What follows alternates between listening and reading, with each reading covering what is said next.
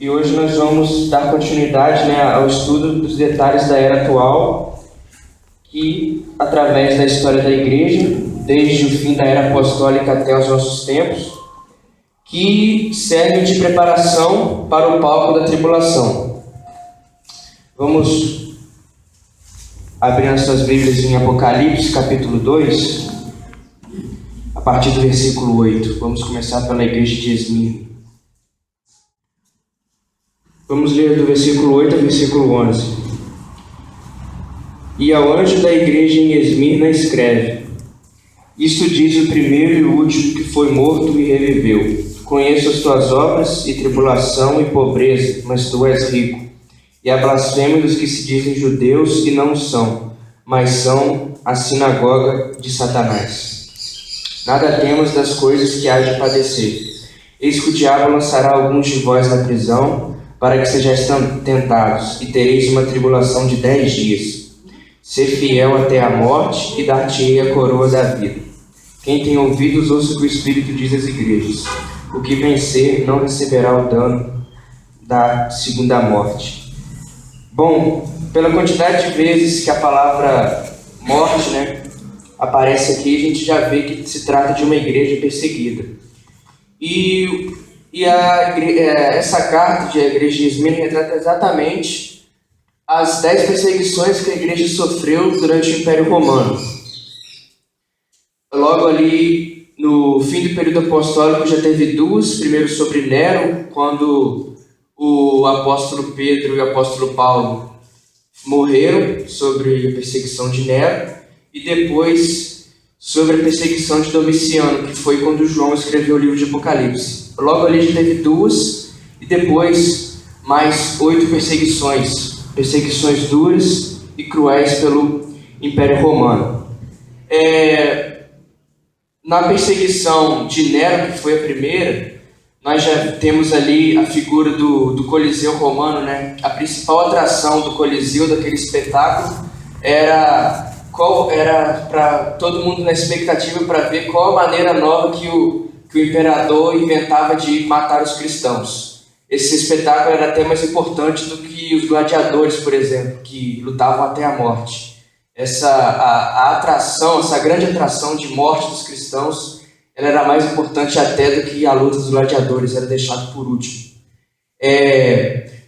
Exemplos de como os imperadores inventavam a forma de como os cristãos morrerem. Eles colocavam os cristãos no Coliseu e soltavam os leões para que os leões famintos pudessem devorá-los. Outra forma era servir de tocha humana. Tacavam fogo nos cristãos para iluminar a noite, como se fosse um poste, ou uma tocha mesmo, a tocha humana. E outra maneira também era a crucificação. Às vezes eles crucificavam e depois serviam de tocha humana também. Então essa era o ódio daquele povo, daquele império para os cristãos, com os cristãos, porque os cristãos se recusavam a adorar os seus deuses. Muitos imperadores levavam a sério que eles fizessem questão de que o considerassem como Deus, e os cristãos rejeitavam isso. Então, nós vemos aqui o Senhor Jesus se escrevendo a uma igreja perseguida, a igreja em Esmirna. Ele começa dizendo, ele se apresentando numa característica comum: Isto diz o primeiro e o último, que foi morto e reviveu. Sobre essa apresentação do Senhor Jesus Cristo, a gente já vê a situação de cada igreja, só pela apresentação dele. Ele já se apresenta como o primeiro e o último, que foi morto e reviveu, ou seja, que ele passou por tudo aquilo que aquela igreja também estava passando, e não havia o porquê deles temerem. Versículo 9, que é o elogio: Conheço as tuas obras e tribulação e pobreza, mas tu és rico.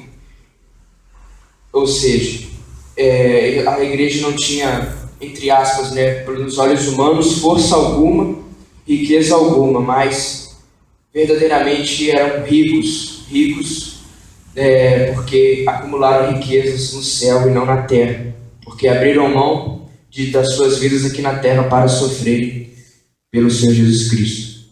E a blasfêmia dos que se dizem judeus e não são, mas são a sinagoga de Satanás. Ali em Esmirna havia muitos judeus que se diziam, né, ser o povo do Senhor, e esses judeus ajudavam o Império Romano a perseguir os cristãos. Então, eles nada mais eram do que sinagoga de Satanás, o povo de Deus, né? Ele não tinha nada. Porque os verdadeiros judeus, os verdadeiros israelitas, né, os espirituais, o Israel espiritual, cria verdadeiramente no Senhor Jesus Cristo, e não entregava os seus irmãos ao Império Romano, aquela perseguição. Versículo 10. Nada temas das coisas que há de padecer. Eis que o diabo lançará alguns de vós na prisão para que sejais tentados, e tereis uma tribulação de 10 dias. Bem, o Senhor Jesus Cristo conforta para que nada temam de todo aquele sofrimento que eles haviam de padecer. Essa tribulação de 10 dias, a princípio, era 10 dias mesmo para a igreja de Esmirna naquela época de João. Mas esse número 10 ele é interessante, porque foram além desses 10 dias aqui, que aqueles crentes de Esmirna na época de João deveriam sofrer, houve 10 perseguições feitas pelo Império Romano, de 10 diferentes imperadores, e a última perseguição, ela também durou 10 anos. Então, os crentes que vissem esse número 10 aqui, eles já se sentiriam confortados, porque foram 10 perseguições e a última perseguição durou 10 anos. A última perseguição, inclusive, o imperador, ele teve ênfase, teve o objetivo de acabar com a Bíblia. O imperador, ele quis que todos os escritos dos apóstolos, todos os escritos do Novo Testamento, né, as cartas tivessem acabado. Então, eles subornavam muitas pessoas para falar onde que está a Bíblia de vocês, né? Não Bíblia, eles chamavam manuscritos, né? Onde que estavam os manuscritos do apóstolo tal que vocês copiaram? Onde está tal manuscrito? Então, eles se recusavam a entregar a Bíblia deles, assim, recusavam a entregar o Novo Testamento e por isso pagavam com a vida. Então, a Bíblia só chegou até nós, a nossa Bíblia aqui só chegou até nós porque eles preferiram morrer do que ao contar ao imperador onde que estava. E assim eles puderam guardar os escritos dos apóstolos, para que chegou até nós, onde nós podemos ler aqui todos os dias. Ser fiel até a morte, e dar-te-ei a coroa da vida, né? Não há melhor consolo do que este. Aí no versículo 11 nós vemos o chamado, quem tem ouvidos os que o Espírito diz às igrejas, que é um chamado universal, sendo isso para todas as igrejas que passarem por essa mesma situação de Esmirna. E a recompensa pela obediência, que é o que vencer não receberá o dano da segunda morte.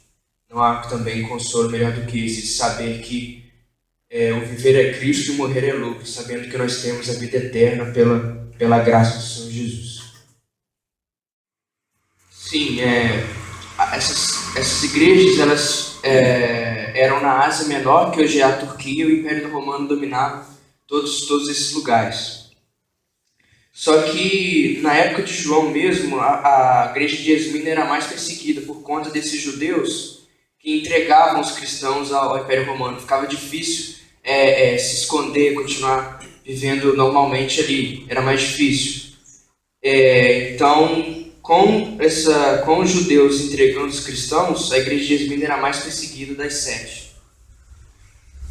E por isso nós vemos que ela retrata esse período de 10 perseguições durante a história da igreja, além de ser direcionada literalmente para ela naquele momento também. Bom, mas daí nós vemos o seguinte: essa perseguição começou a ser desvantajosa também para o Império Romano, porque imagina só, você tendo que matar um monte de gente, pessoas honestas, pagadores de impostos, né? Então o Império Romano já estava vendo que isso era uma desvantagem, perseguir os cristãos. Essa divisão religiosa também que era desvantajosa, cada um adorando uma coisa. Então, os imperadores viram que já era melhor tolerar o cristianismo, até que veio o imperador que teve a ideia de uniformizar tudo, juntar o cristianismo, acabando com a perseguição, juntar o cristianismo com as outras religiões. Esse imperador foi o imperador Constantino, que disse que ele havia recebido o sinal do céu e através desse sinal, que ele disse ser o sinal de Cristo, ele havia ganho uma batalha e por isso o Império Romano deveria ser cristão a partir daquele momento. Só que isso foi uma grande mentira, porque ele não se converteu verdadeiramente. Isso foi só uma estratégia política, porque a perseguição já estava sendo desvantajosa. Nós vemos, por exemplo, nas moedas que circulavam naquela época, mesmo depois dele professar, ter se convertido, ter professado ser um cristão, nas moedas continuou a adoração ao Deus Sol, por exemplo. Ele continuou adorando outros deuses. Então não se tratou mais de uma jogada política.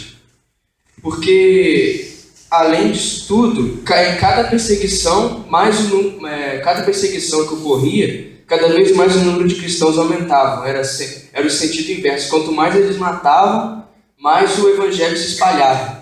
Então eles viram que assim não teria jeito, né? Então o que aconteceu? Primeiro foi declarada a liberdade religiosa para os cristãos, a perseguição acabou. E depois o cristianismo passou a ser religião oficial do Império.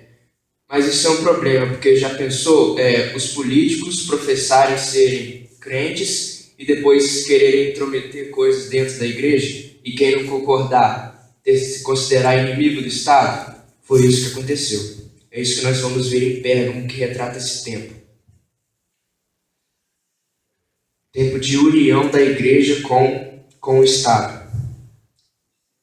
E o anjo da igreja que está em Pérgamo escreve: Isto diz aquele que tem a espada aguda de 2 fios. Conheço as tuas obras e onde habitas, que é onde está o trono de Satanás. E retens o meu nome e não negaste a minha fé. Ainda nos dias de Antipas, minha fiel testemunha, o qual foi morto entre vós, onde Satanás habita.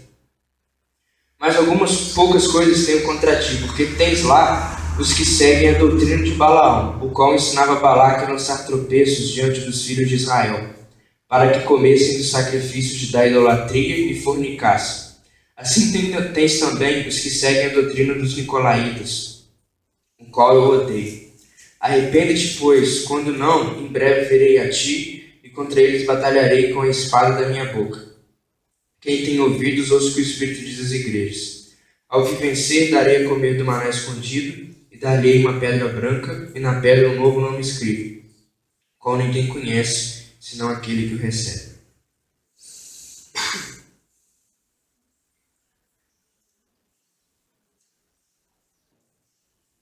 Bom, ele se apresenta aqui como a espada aguda de 2 gumes, de 2 fios, que é a palavra de Deus, ou seja, o principal para aquela igreja que deveria seguir a palavra de Deus. O elogio para Pérgamo, suas obras e que onde habitas, onde está o trono de Satanás. Naquela época, em Pérgamo, era o lugar central de adoração ao imperador. E mesmo assim, por isso que o Senhor usa a expressão trono de Satanás. E retens o meu nome, não negaste minha fé, ainda nos dias de Antipas, que foi uma testemunha do Senhor, um crente que morreu ali. Então, mesmo com a morte de Antipas, que era um cristão influente ali naquele lugar, e mesmo ali sendo o lugar central de adoração ao imperador, aqueles cristãos em Pérgamo, mesmo assim eles continuaram retendo o nome do Senhor Jesus Cristo e não negaram a fé. Isso nós podemos trazer para o nosso estudo aqui de história da igreja, que mesmo com o cristianismo sendo feito a religião oficial do império, mesmo no trono de Satanás, eles continuaram sendo fiéis ao Senhor Jesus. Porém, nós temos que lembrar que as 7 igrejas, essas cartas são para a igreja, não para não crentes. Então, mesmo que a maioria daquele lugar ali fosse descrente, o Senhor Jesus sempre vai falar aqui para os crentes que estão ali. Então, é sempre para a igreja. Bom, versículo 14. Mas algumas poucas coisas tenho contra ti, porque tens lá os que seguem a doutrina de Balaão, os quais ensinaram Balaque a lançar tropeços diante dos filhos de Israel, para que comessem dos sacrifícios da idolatria e fornicassem. Bom, os irmãos conhecem a história de Balaão, que o rei Balaque, de Moabe, quis que Balaão amaldiçoasse Israel. Então Deus interviu e ele foi obrigado a abençoar. Só que a história ela não terminou aí. Depois disso, Balaão viu que amaldiçoar diretamente, de fora não daria certo. Ele aconselhou para que mulheres estrangeiras fossem e seduzissem os filhos de Israel, para que aí sim eles caíssem com elas e passassem a adorar outros deuses. E foi exatamente isso que aconteceu. Os filhos de Israel entraram em julgo desigual com estrangeiras, fornicaram com elas e passaram a adorar outros deuses. Ou seja, uma coisa que vem de dentro. Balaão aconselhou isso. E foi exatamente o que nós vemos aqui. De fora, a perseguição ela não adiantou, vindo de fora pelos imperadores, assim como a maldição de Balaão também não adiantou, que ele foi obrigado a abençoar. Mas o Satanás sabia que, atacando a igreja por dentro, ele teria maior êxito. Então, isso foi exatamente o que aconteceu.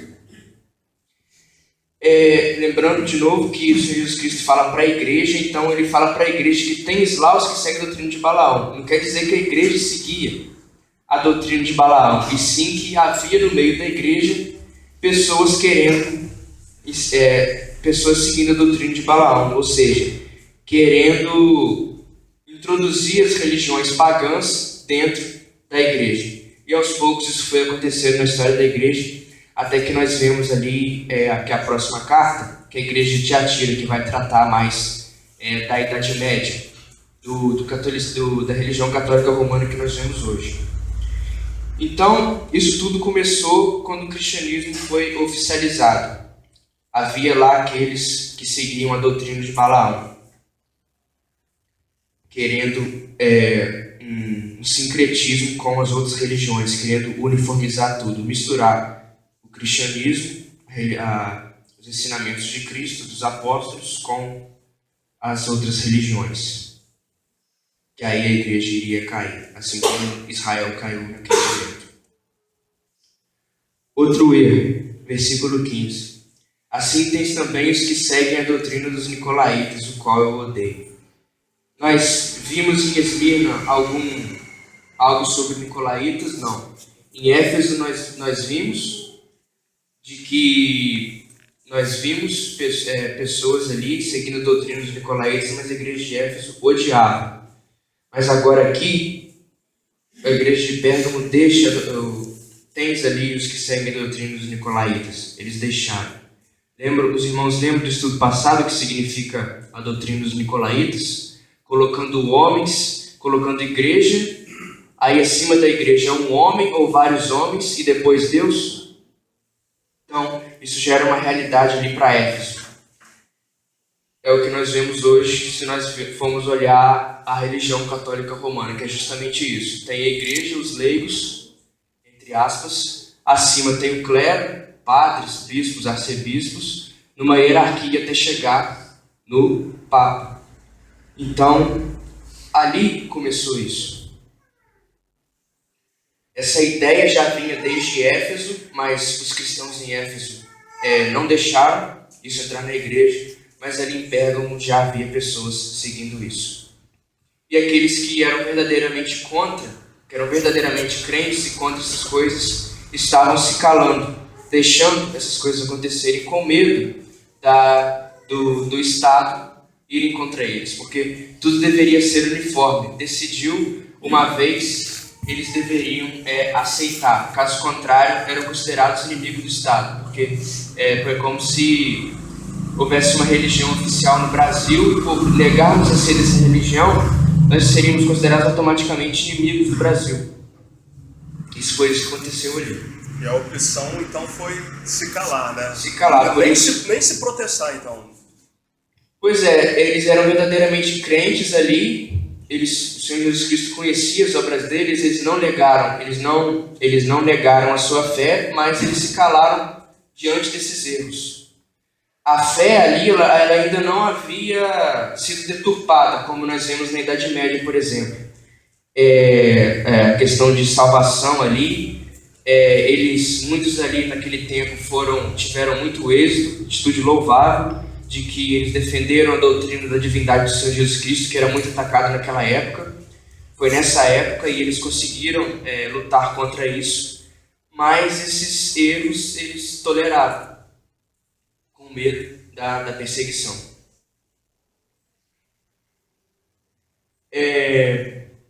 Isso foi uma realidade muito maior que nós veremos na próxima carta de Tiatira. Porque ali em Pérgamo, a questão da fé e da salvação, das doutrinas fundamentais, ainda não tinha, quase não havia deturpação, mas estava começando a acontecer. Aí o Senhor Jesus Cristo vai exortar no versículo 16. Arrepende-te, pois quando não, em breve virei a ti e contra eles batalharei com a espada da minha boca. Mais uma clara indicação de que quem defendia essas doutrinas não eram crentes. Jesus Cristo vai executar juízo com eles. Contra eles batalharei com a espada da minha boca. Isso vai acontecer no fim da tribulação. Ou seja, aqui nós já vemos essa evidência de preparação do palco para a tribulação. Não igreja cristã, mas como nós chamamos de cristandade, que é composta tanto de verdadeiros crentes como pessoas que se acham crentes, quando os crentes forem arrebatados, o que sobra para a cristandade? Os não crentes. Então, esses não crentes, eles serão a prostituta de Satanás durante a tribulação. E nós já vemos essa realidade aqui. O chamado, no início do versículo 17. Quem tem ouvidos, ouça o que o Espírito diz às igrejas. Dali, aí depois vem as recompensas pela obediência. Ao que vencer, darei a comer do maná escondido, e dar-lhe uma pedra branca, e na pedra um novo nome escrito, o qual ninguém conhece senão aquele que o recebe. Maná escondido nos lembra do Senhor Jesus Cristo. Lembra que Balaão, a doutrina de Balaão fez com que os filhos de Israel comessem os sacrifícios da idolatria. Mas quem rejeitasse isso tem uma coisa muito melhor, que é o maná escondido, o Senhor Jesus Cristo sendo o pão da vida, o pão do céu. Então, por isso essa expressão maná escondido aqui, para oferecer um contraste àquelas coisas que eram sacrificadas aos outros deuses, aquelas comidas sacrificadas aos outros deuses.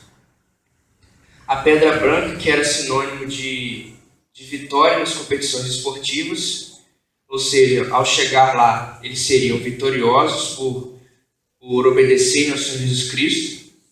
E na pedra, um novo nome escrito, qual ninguém conhece senão aquele que o recebe, ou seja, uma boa posição diante de Deus, as riquezas celestiais. Em Pérgamo, nós vemos aqui no versículo 13: retens o meu nome e não negaste a minha fé.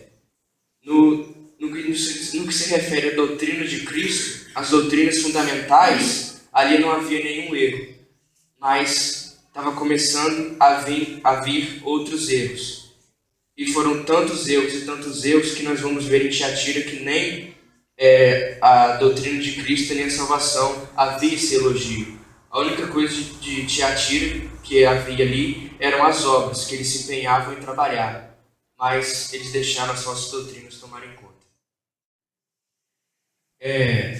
Então nós vamos dar continuidade aqui à igreja de Tiatira, que vai retratar exatamente esse período posterior a Pérgamo, que foi durante a Idade Média, em qual a religião católica romana teve total supremacia ali naqueles países.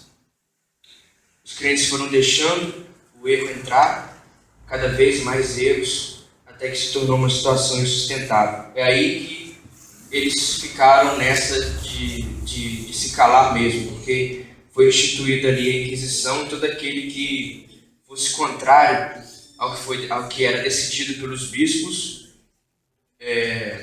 eles deveriam sofrer julgamento e muitas vezes deveriam ser queimados. Vamos ao versículo 18.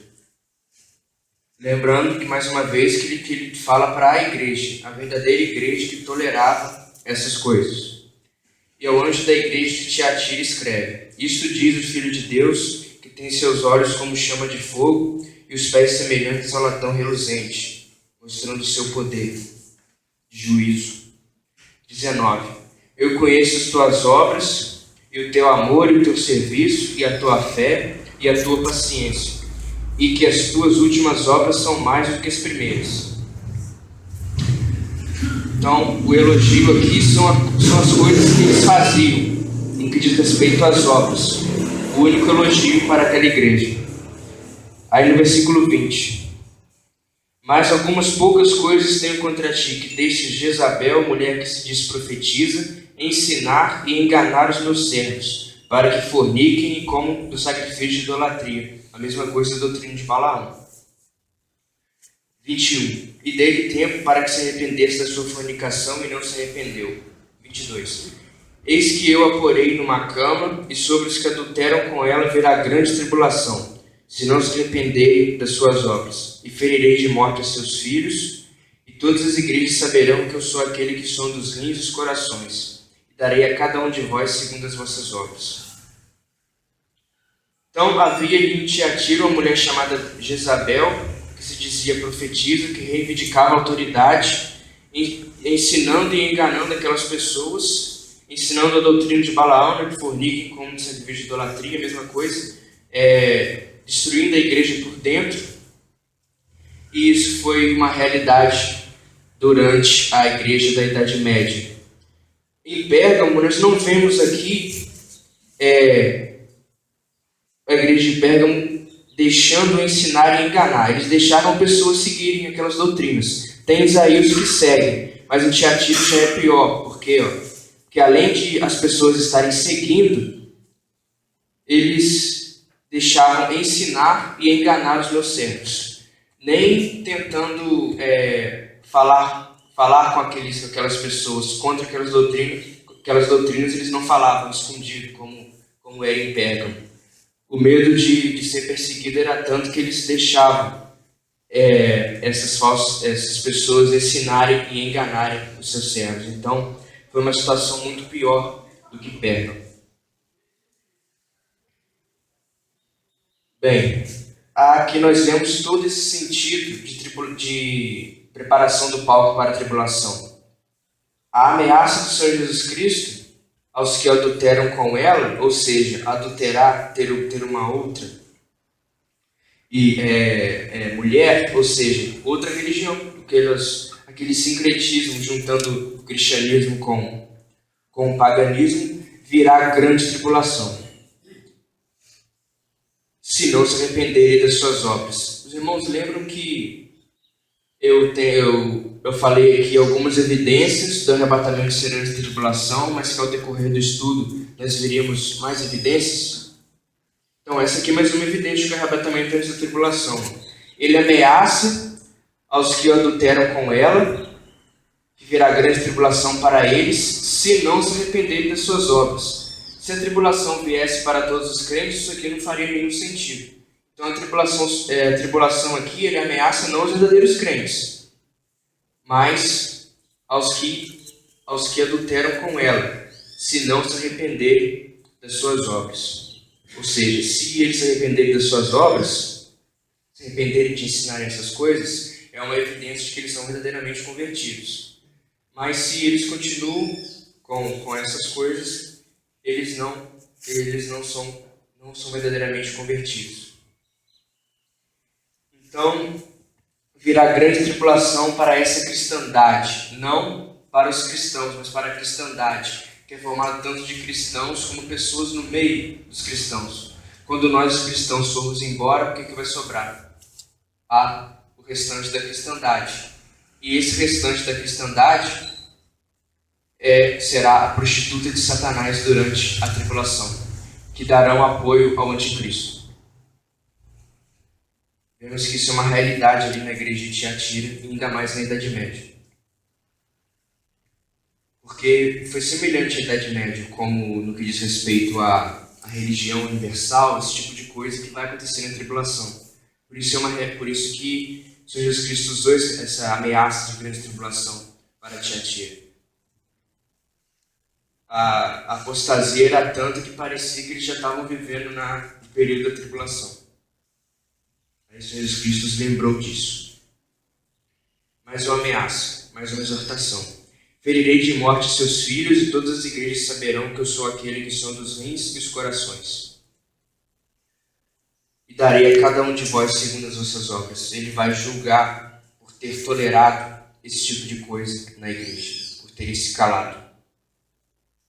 Mas em Tiatira e em Sardes também nós vemos uma coisa. Haviam dois grupos de pessoas. Essas pessoas que toleravam e o remanescente fiel, que não deixavam, que preferiram deixar tudo a aceitar esse tipo de coisa. É o que nós vemos aqui no versículo 24. Mas eu digo a vós e aos restantes que estão em Tiatira, a todos quanto não têm esta doutrina e não conheceram, como dizem, as profundezas de Satanás, que outra carga vos não porei. Então, haviam ali pessoas que não aceitavam isso. Nós temos relatos na Idade Média de pessoas que deixaram suas casas e preferiram ser perseguidas a aceitarem isso. Foram perseguidas e mortas. Um desses grupos foi que chamam de valdenses, que viviam no norte da Itália, ali na divisa ali com a Suíça, nos Alpes suíços ali no norte da Itália. E eles foram pessoas que viviam nas cavernas, fugindo dessa perseguição.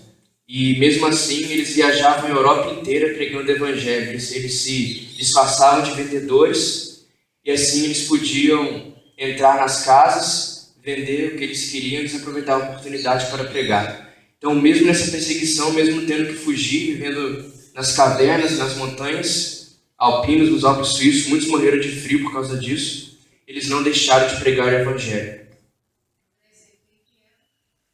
Foi na Idade Média. Esse é um exemplo de grupos que puderam ter esse contato, puderam ver essas frases sendo para eles, os remanescentes de Tiatira, que não aceitaram essa doutrina. Teve uma batalha que eu gostaria de contar entre os inquisidores, a mando do Papa e entre eles, que eles deixavam as mulheres e as crianças escondidas nas cavernas e tentavam de alguma maneira impedir que os soldados fossem até eles. Isso deu muito certo várias vezes, mas teve uma vez que não deu certo.